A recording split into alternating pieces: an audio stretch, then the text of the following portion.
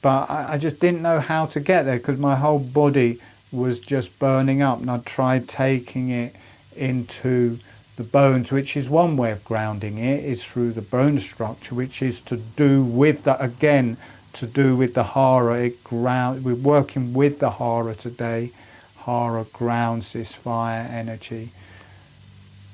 But also there's this release through the top of the head to the spiritual energies, and how this came through was in a very spiritual way, in that this was all going on and I was asleep and I was having this dream, and I'd gone up, I'd visited the heavens and this healing school there, and all of these spirits people were telling me, oh, you've got to meet so and so, we want to teach you something. They kept on saying, we want to teach you something, we're going to take you to so and so.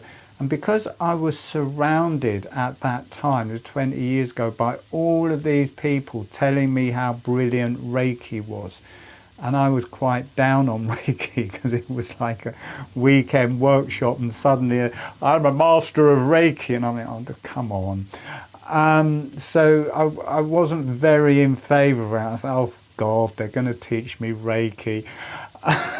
So I was saying, no, don't worry about that. Look, try this holographic breathing. They said, no, we want to teach you something. And then this blonde, beautiful, she had really long, blonde, curly hair, but she was like a fire goddess. And I was thinking, oh, she's nice. And she, just automatically, my hands came forwards, my wrist came up, and she grabbed my wrists, which are the fire energy points for the arms. And she grabbed my wrists and she literally turned into fire. She just turned into fire, and this fire just burned deep into all of the bones through my whole body. Wow, yeah, she seems to be pretty good. You've taught me something. Yes, sorry that I was so arrogant there, but it just burned through every bone. And then after that, it was grounded into my bones, and it balanced that whole fire circuit. And because it also was connecting through this center to the higher self, because that's where she was and that school was. It was up through here. So it did both. The spiritual guide coming in opened it up through the crown chakra, which takes the fire out and is balanced by the higher self. And she just burnt through all of the bones, so it cleared all of the obstacles through the bone. Because I always had trouble, I think through being beaten as a child, having a very narcissistic mother, just beaten and overbeared all of the time, I'd given away my power, and that's a lot to do with the harem, really getting it back into the bones. Kind of gave me that sense of having my own power back, being back in my physicality, being in my center, being strong. And it's very strong for the immune system, because this grounding, this strength of the hara, feeling your own strength, it's also your strength against diseases or being invaded by other people's energies, like being invaded by other people's energies or different energies.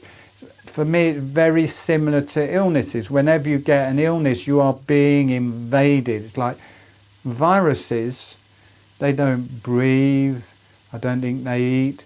They are a bit like aliens. It's a bit like you're being taken over by aliens. And it's not just it's viruses, they have their own spirituality, so you get taken over by that whole colony.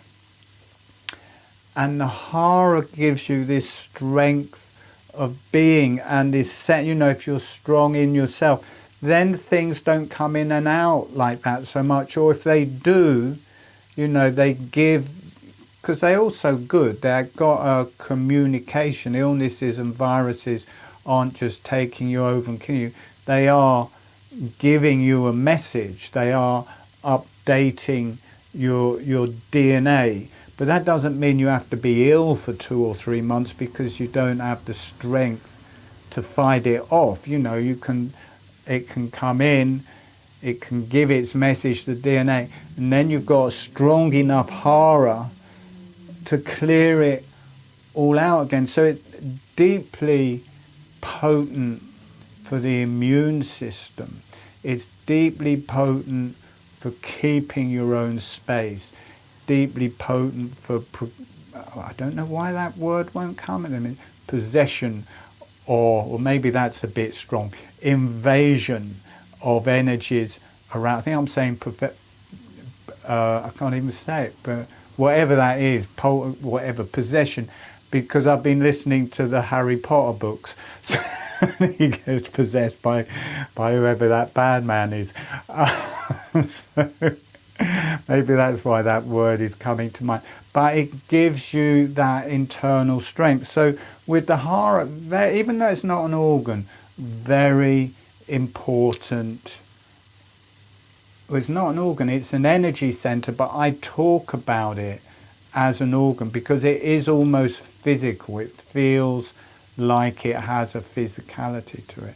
People also, this shortening and lengthening is also to do with the hara and strength and muscles and all of that, and inner strength, everything to do with your feeling of strength. Tai Chi, you move around it, that energy you build in Tai Chi, that whole reality. So, and often, especially sensitive people, which tend to be the people coming to healing. You know, if someone's quite hard and heavy, it's not so easy to override them. But if someone's quite delicate and sensitive, they get knocked around by everybody.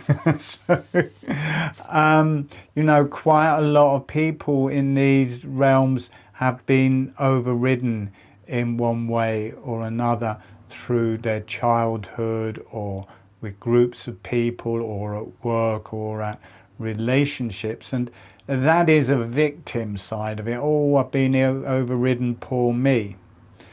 But you can't be in that state. You have to be in, I'm going to take my own power back. You know, maybe that's happened in the past, but okay, that happened now. I'm going to get in contact with my hara. I'm going to take my power back. Whatever you other fuckers think, I know that's a bad word, but I'm taking my power back. You leave. I'm going to be in my own power, my own strength. And there's another fear there, that you might end up like those people who go around overpowering everyone around. But you have to use that strength with awareness and with due diligence, and not to enforce yourself on people. It has to be, you use it for good, to empower yourself, to empower other people. If you become empowered and keep your own boundaries and your own strength, then the people around you automatically have to do the same thing, because they can't intrude on you, so they end up having to sit back into themselves and finding their own power, their own strength, do no harm.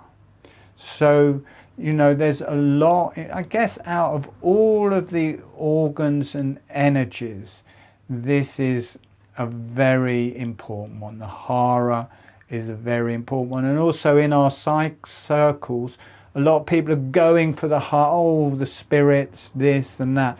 And in a way, doing that, they're moving out of their hara to connect just to the higher energies.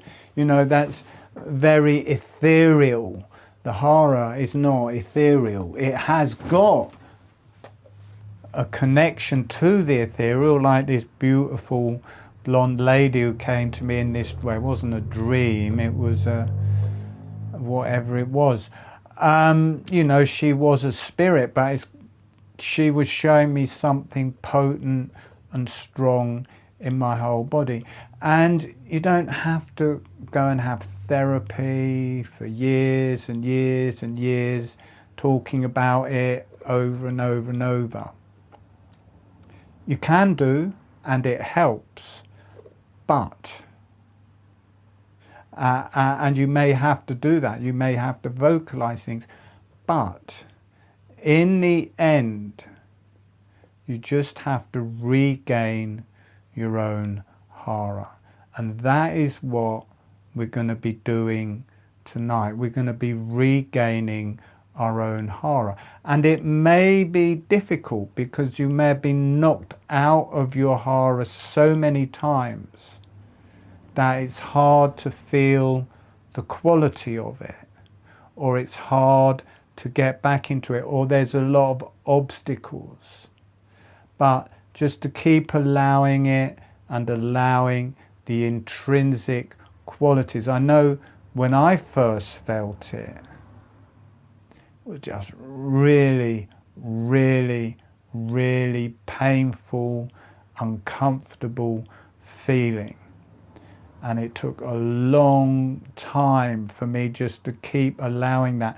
And it wasn't just the hara, it was burning through my brain, because I think when we're knocked out of our center or bullied or overridden, it's not just the hara that goes over it, it's overridden in the mind. You become like a slave or a victim or a downtrodden person that's just put into all of these circuits through the brain. And children being abused or mistreated, it deeply affects the brain. So not only are you moving back into the hara, you're transforming your brain.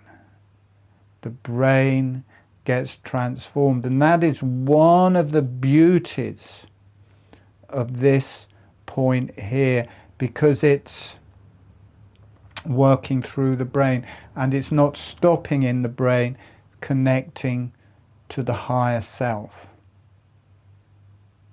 Didn't know I was going to say all of that.